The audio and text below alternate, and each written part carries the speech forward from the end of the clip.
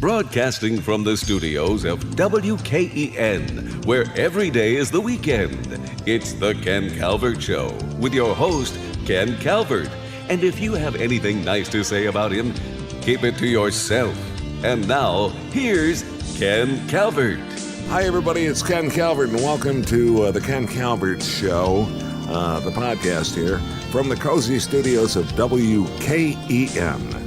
Where every day is the weekend. And, boy, the last time you were here, Tim Allen, was back in April when you were at the Fox Theater, and you lied to me. You lied to me after we got done doing the interview, and you were sort of teasing like, well, if they asked, I'd agree to come back to Last Man Standing. And then we go out in the kitchen afterwards, you said, I couldn't tell you this, but looks like it's going to happen. Yeah, it was that literally that weekend, and it was between calls between myself and the big executives at Fox. They were thinking about it, but it was one of those dances where they could give me a call back, and I was flying to New York, and then I came back to Detroit, and it was in between. I got home late to my house there near your studios, and it was one of those things. I just can't talk now. It was like 12 o'clock at night, and I didn't want to call. I was tired. And then she called back and said, you better email me. I've never had such an important call that you couldn't get through. And finally, I just got an email from Fox says, we're in. And then I went, in what?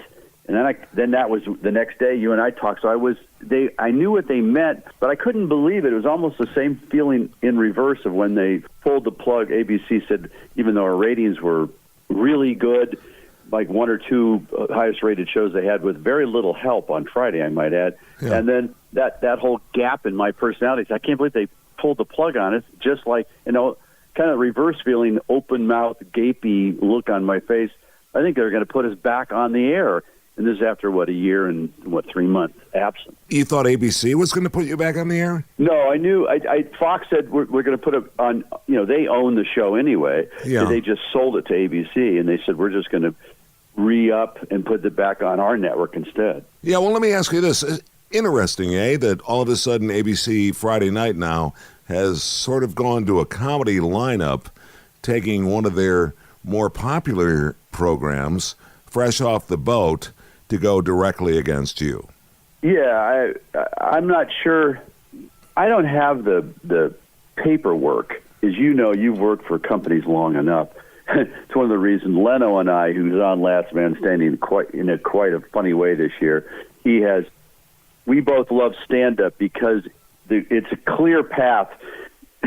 Stand up, tell joke, get checked, drive away. In stand-up, one of the things both Jay and I love about stand-up comedy is that you get the check directly from the audience, through a theater, and you can see the food chain really quickly. In television, I'm not sure when ABC would say this show is costing us a lot, I don't know that it is or it isn't. I mean, you have to take their word for it because we're not allowed to look at the books. Yeah. You get eye rollage, of course, from my agents and managers and that stuff. So I was never sure what ABC was talking about extended money. It sounds like blah, blah, blah accounting. And if you've had an accountant, and I've had an accountant, the zeros add up or they don't add up. And you can amortize loss over a longer period of time. And that, as I said, I get in the weeds of this, and I could never tell what ABC was talking about. Yeah. I don't think it was political because I think at the end of the day, they want to know that the show makes sense for them on a fiscal basis. But on the other hand, I don't think there was some brass there that really got the show. They weren't into it, and they'd rather have a more gender neutral or it's just the way it is. You're sort of dancing. You're dancing sort of on the head of a pin. In other words, you don't think they yanked the show because of any sort of. I know they didn't. I know some people didn't like it because they'd come and see the run-throughs, especially because I legitimately, like most of the crew and the writers, we figured we'd have a whole year of Hillary Clinton. So we were pretty excited about being able to jab at her for a whole year. So when it switched over, I think this very far left city took a gasp, and they didn't like that. So I don't know if it was a residual of that, and that it's like a team just can't let it go that they lost the Super Bowl, on two calls. So I don't think ABC did it. They're a family. We had Home Improvement there, their number one show for 8 years. I've done movies for Disney. I know all the people there. I know exactly, but but that's the way media likes to spin it. It has to have a little cherry on top. Getting back to Last Man Standing on Fox Friday, September 28th, the premiere. I did not realize this is your 7th season. Right. That's incredible. Yeah, I know. This is, believe me, it's not like we're a new show. And so the thought that the network would do this, in this world, 6 years of a show is a lot. To start your new season at number 7 is an amazing deal. And we're back at it. And I think, that's us. So you all decide. I think it's some of the best we've done. The 5 we've done already. We're getting into number 6. You've already done 5? Yeah, they've been really. Yeah, we got to bank some because then we'll go through the holidays. Right. You got to bank a few because we'll be off for almost 2.5, 3 weeks. And yeah, but I got to stop you right there because I've known you for a very long time. So you've already done Halloween, I bet. No, that's coming up. Oh, it is. Okay. Yeah. But it's kind of out there. I mean, if you go to Costco, Christmas is out there. But so anyway, the chemistry's back. I mean, what was it like when everybody else got the word and everybody got together for that first table read, as they call it? Well, we have a famous breakfast buffet at the studio. So that's all they talked about. Oh, we have the sausage biscuits and all that stuff. And then we sat there, and the curious, almost surreal experience was it's like we never left. Everybody sat in the same seats.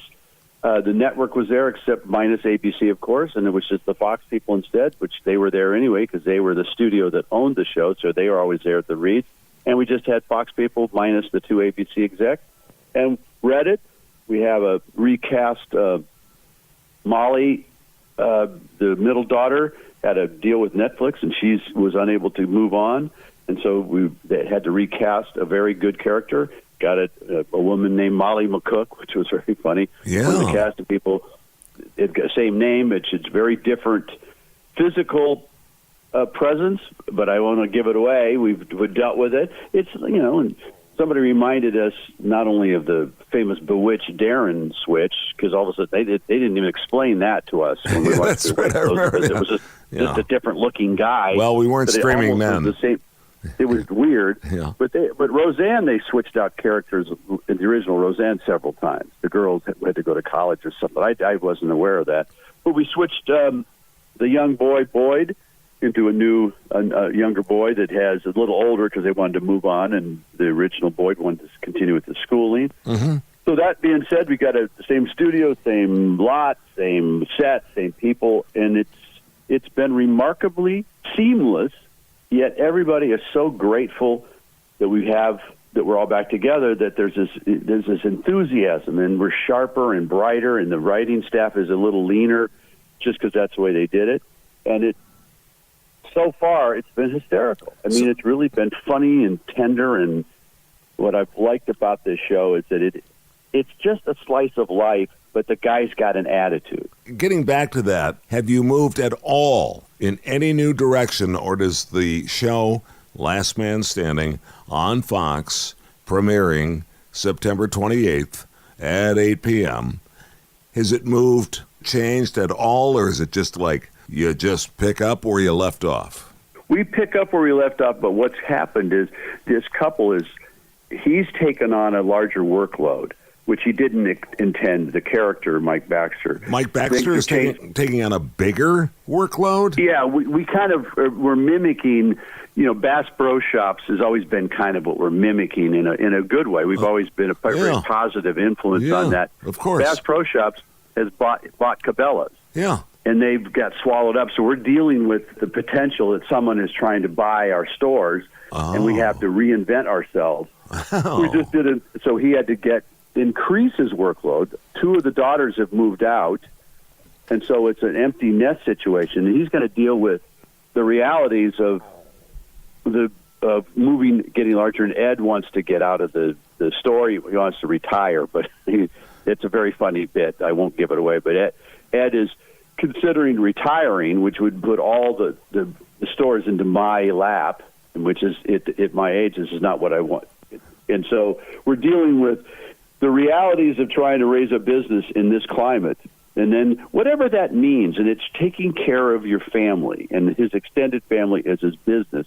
And whatever prohibits him taking care of his family, woe be it to that. We'll make jokes about whatever gets in the way of expanding your business or taking care of your health care, blah, blah, blah. That's where his mental attitude is going to be. But essentially, he's the same guy. So 2 of the 3 daughters have moved out? No, the young one is at the Air Force Academy, Caitlin Deaver. She's going to be a guest star on her own show because she's also in another Netflix show, but that's running out. And she'll be on, but literally in the reality of our Last Man Standing, she's at the Air Force Academy. But this makes perfect sense. Now she's been there a little over a year. She's finished her sophomore year, so she will be able to take some leaves in the reality of the TV show to come home. Because when they first wrote her into the Air Force Academy, I said, well, that means she's gone. They said, well, she'll come home on weekends. They goes, you guys got to investigate this stuff. You don't go into the military and come home on weekends. Not at the Air Force. Any of the academies, you don't do that. Well, they goes, well, we thought she's so close. I don't care how close she is. You don't just, see you guys. But now that she's been there a little over a year, she does have some leaves coming. So now she can come home at Christmas, holidays, and we'll stack her visits. So Caitlin will be there. Molly and Christoph have not found a house, so they're still living at our house, right? The Baxters, and of course Amanda and Ryan have Boyd.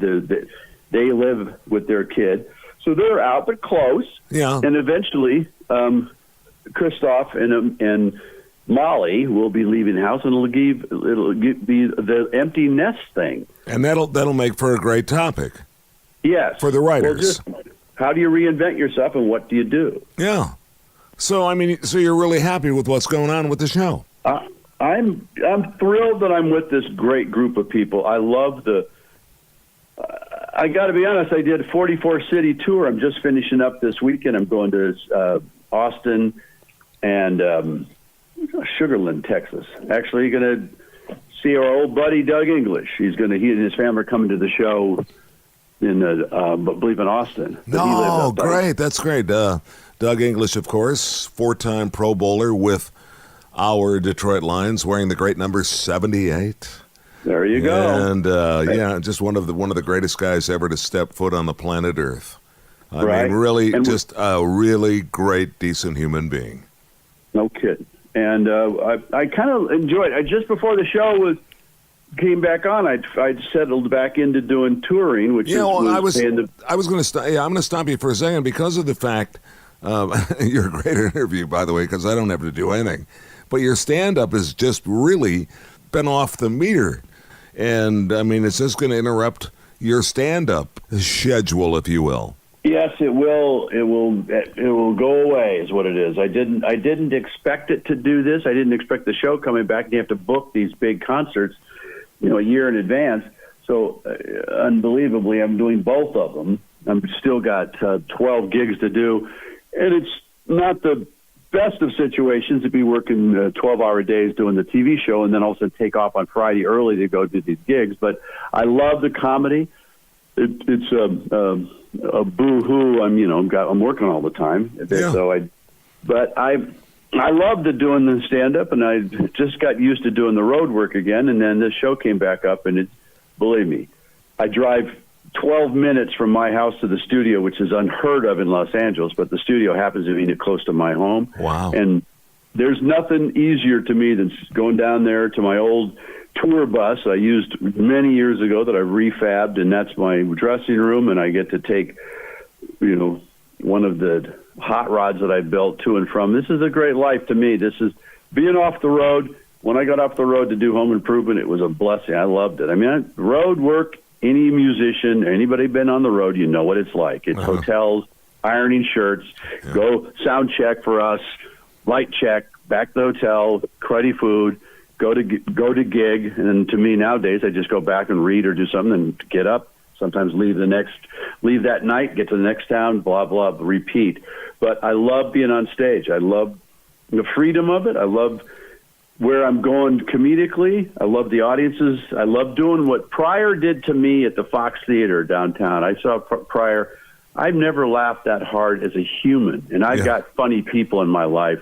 Close second is having dinner with Marty Short.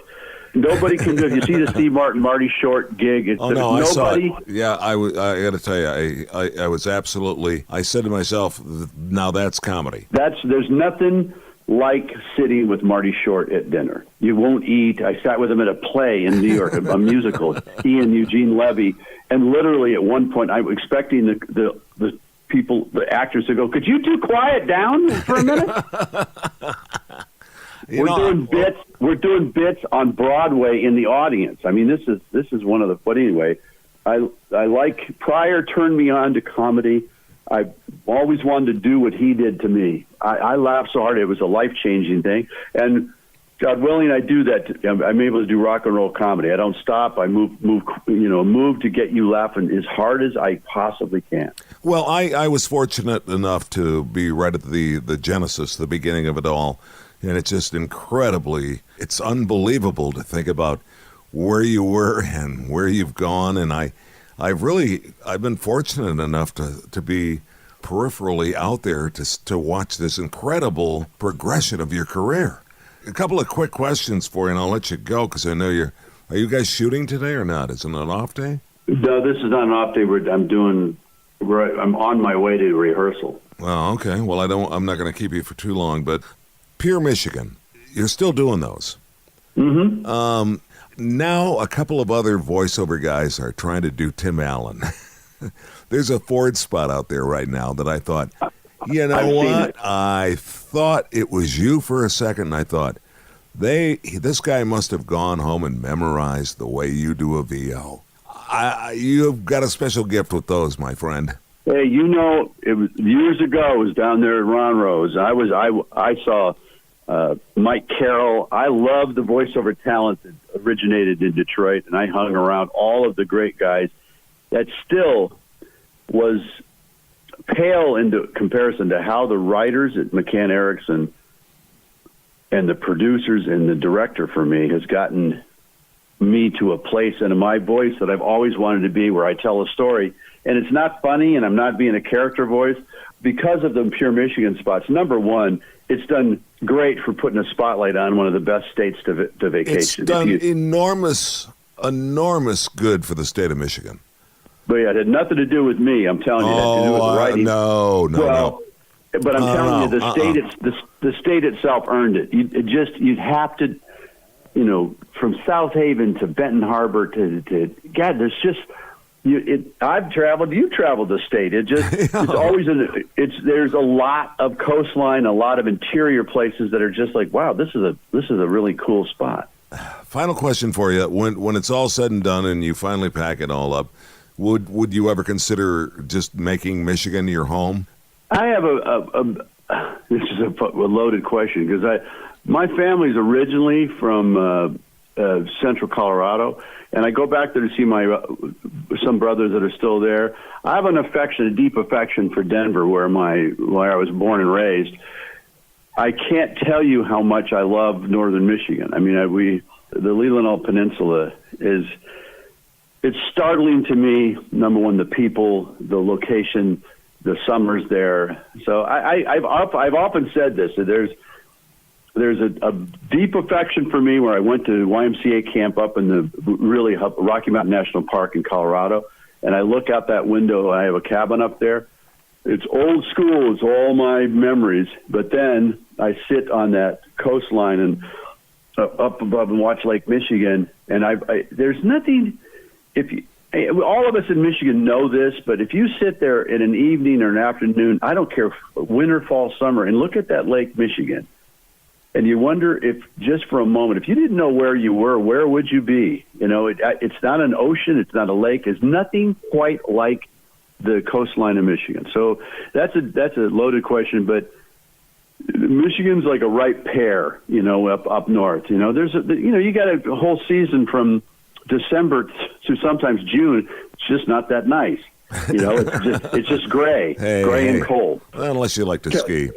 California's never gray and cold. It's smoggy sometimes, but it's literally 70 degrees all the time. So for that reason, it's kind of nice, and the ocean's there, the mountains are there, but it's just kind of on the edge of between desert and savanna. It's hard to things don't grow real well here, and there's a lot of people here. It's just not real beautiful. I would love to hear you do a spot for California where you say, if you like riding the 405. All day. All day. Never moving. Watching road rage at a level you've never seen before. Never seen. If you want to, you can see where you're going, but there's actually no way to get there. That's pure California. That's pure California. That spot runs nationally now, but I don't think most people have any idea it's me, except in Michigan. I love doing it in Michigan. I love making that joke when I perform. Yeah. Well, I got to tell you something. We hardly heard it this year because thanks to you and Pure Michigan, the place was packed. So it was like, do you want to refresh that Tim Allen spot and redo it again?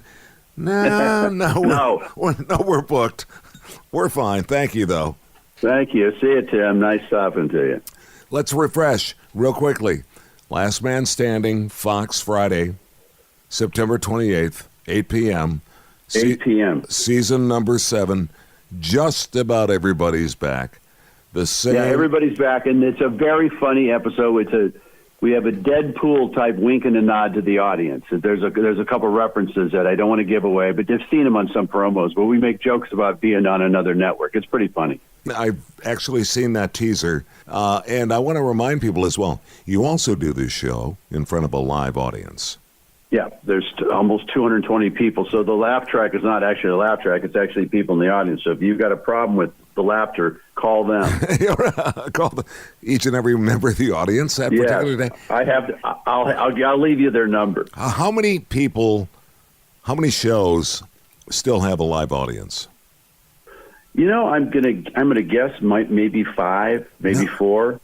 They're not many. It's a rarefied air. I'm telling you, it's what TV started with in the 50s and 60s. That's how TV started. Yep. And I hope it's not a lost art. It's a very, very specific skill set for the actor. There's a very specific skill set for the camera operator.